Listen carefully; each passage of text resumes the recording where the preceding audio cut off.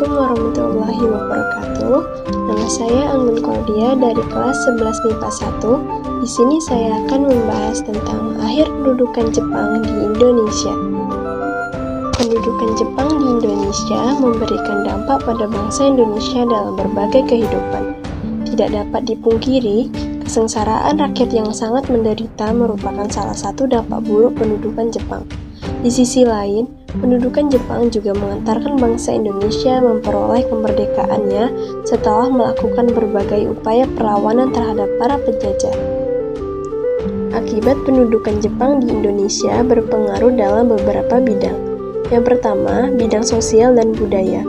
Penderitaan rakyat bertambah karena segala kegiatan rakyat dicurahkan untuk memenuhi kebutuhan perang Jepang dalam menghadapi musuh-musuhnya. Terlebih rakyat dijadikan pekerja romusa, kerja paksa zaman Jepang, sehingga banyak jatuh korban akibat kelaparan dan penyakit. Beberapa akibat pendudukan Jepang bidang sosial budaya antara lain, yang pertama, kesulitan proses komunikasi antar pulau dan dunia luar karena semua saluran komunikasi dikendalikan Jepang. Kedua, semua nama-nama kota yang menggunakan bahasa Belanda diganti bahasa Indonesia, seperti Batavia menjadi Jakarta dan Buitenzorg menjadi Bogor. 3. Kebijakan Kiron Hoshi, yaitu tradisi kerja bakti secara massal pada masa pendudukan Jepang. Keempat, mendirikan pusat kebudayaan Keimin Bunka Shidoso pada 1 April 1943 untuk mengawasi karya para seniman agar tidak menyimpang dari tujuan Jepang. Yang kedua ada bidang ekonomi. Jepang membutuhkan biaya perang Pasifik, untuk itu mengerahkan semua tenaga kerja dari Indonesia. Tenaga kerja dari Indonesia dikerahkan untuk membuat benteng-benteng pertahanan. Akibatnya, kondisi masyarakat dari segi ekonomi menyedihkan. Beberapa akibat pendudukan Jepang di Indonesia bidang ekonomi antara lain, yang pertama, pembentukan barisan romusa dengan panitia pengarahan Romu Kyokai di setiap daerah. Yang kedua, pengerahan tenaga kerja dari sukarela menjadi paksaan. Yang ketiga, barang-barang keperluan hidup sulit didapat karena jumlahnya sedikit. Yang keempat, bahan makanan sulit didapat karena banyak petani menjadi romusa. Yang kelima, bahan-bahan pakaian sulit didapat bahkan menggunakan karung goni sebagai bahan pakaian. Bidang politik. Tujuan utama pemerintah Jepang adalah menghapuskan pengaruh Barat dan menggalang dukungan masyarakat agar memihak Jepang. Pemerintah Jepang juga menjanjikan kemerdekaan bagi bangsa Indonesia. Janji kemerdekaan diucapkan oleh Perdana Menteri Tojo saat berkunjung ke Indonesia pada September 1943. Dalam bidang politik, Jepang menerapkan beberapa kebijakan antara lain. Yang pertama, melarang penggunaan bahasa Belanda dan mewajibkan penggunaan bahasa Jepang. Yang kedua, membentuk organisasi-organisasi sebagai alat propaganda.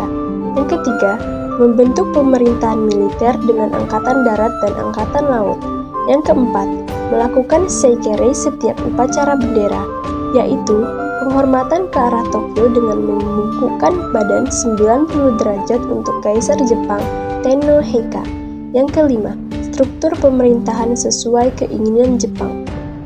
Di bidang pendidikan, pada masa pendudukan Jepang, keadaan pendidikan di Indonesia semakin memburuk. Dilakukan pembatasan pendidikan sebagai politik Jepang untuk memudahkan pengawasan.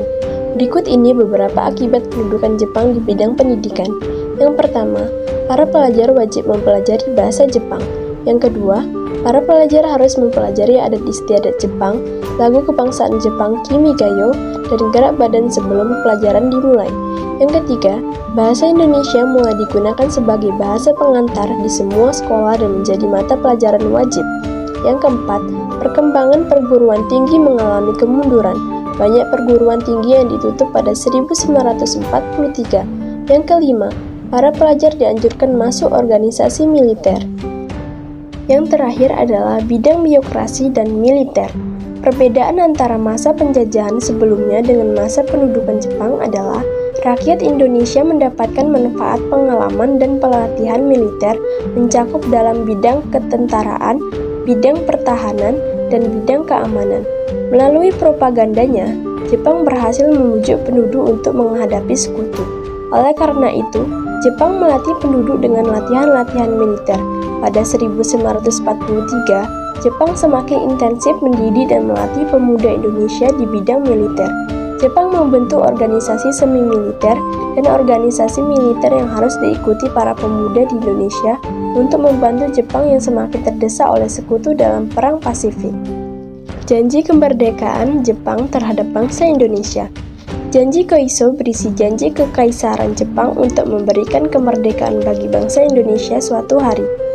Janji ini dikeluarkan karena Jepang tahu rakyat Indonesia dan tokoh pergerakan sangat mendambakan kemerdekaan. Agar rakyat mau tetap bekerja untuk Jepang, Jepang pun menjanjikan kemerdekaan. Setelah PM Kolso mengeluarkan janji itu, tentara pendudukan Jepang di Indonesia pun mulai melonggarkan pengawasannya kepada para tokoh nasional seperti Soekarno, Hatta, dan kawan-kawan. Sebelumnya, mereka tak pernah berpidato atau mengumbar kata kemerdekaan di publik karena pergerakan politiknya diawasi dengan ketat oleh Jepang. Menagih janji Jepang. Posisi Jepang dalam perang yang makin terimpit mengkhawatirkan banyak tokoh. Para tokoh pergerakan khawatir Jepang batal memberikan kemerdekaan yang dijanjikan. Mereka terus menagih kemerdekaan kepada Jepang. Sehingga sikap ini ditunjukkan Soekarno ketika janji kemerdekaan di kemudian hari. Yang disampaikan PM Koiso ternyata tidak serius. Soekarno marah besar sehingga menakutkan Miyoshi, pejabat Kunsei Kanbu. Alhasil dibentuklah BPUPKI. Jepang tak bisa berkelit. Untuk melunasi janjinya, mereka membentuk satu badan yang bertugas mempersiapkan dan merancang berdirinya negara yang merdeka dan berdaulat. Pada 26 April 1945, badan itu, Doko Ritsuzumbi Chosakai atau Badan Penyelidik Usaha Kemerdekaan Indonesia (BPUPKI), dibentuk Soekarno, Muhammad Hatta, Supomo, A.A. Maramis, Abdul Wahid Hashim, dan Muhammad Yamin direkrut ke dalamnya. Merebut kemerdekaan. Di saat yang sama, Soekarno juga mengirim surat kepada pelajar-pelajar Indonesia di Jepang bahwa ia tak percaya kemerdekaan akan diberikan Jepang, tetapi harus direbut dengan perjuangan. Nyatanya, Jepang tidak pernah melunasi janji itu. Jepang tak kunjung memberikan kemerdekaan kepada Indonesia. Hingga pada 6 Agustus 1945, Amerika Serikat menjatuhkan bom atom ke kota Hiroshima, menyusul bom ke Nagasaki pada 9 Agustus. Akibat bom itu, Jepang lumpuh dan tak berdaya. Jepang akhirnya menyatakan kekalahan dan menyerah. Kabar kekalahan Jepang segera dimanfaatkan oleh golongan pemuda untuk merebut kemerdekaan. Maka pada 17 Agustus 1945, Soekarno memproklamasikan kemerdekaan. Sekian dari saya tentang akhir pendudukan Jepang di Indonesia. Apabila ada kesalahan, saya mohon maaf. Dan untuk pertanyaan, boleh tanyakan kepada saya ucapkan terima kasih. Assalamualaikum warahmatullahi wabarakatuh.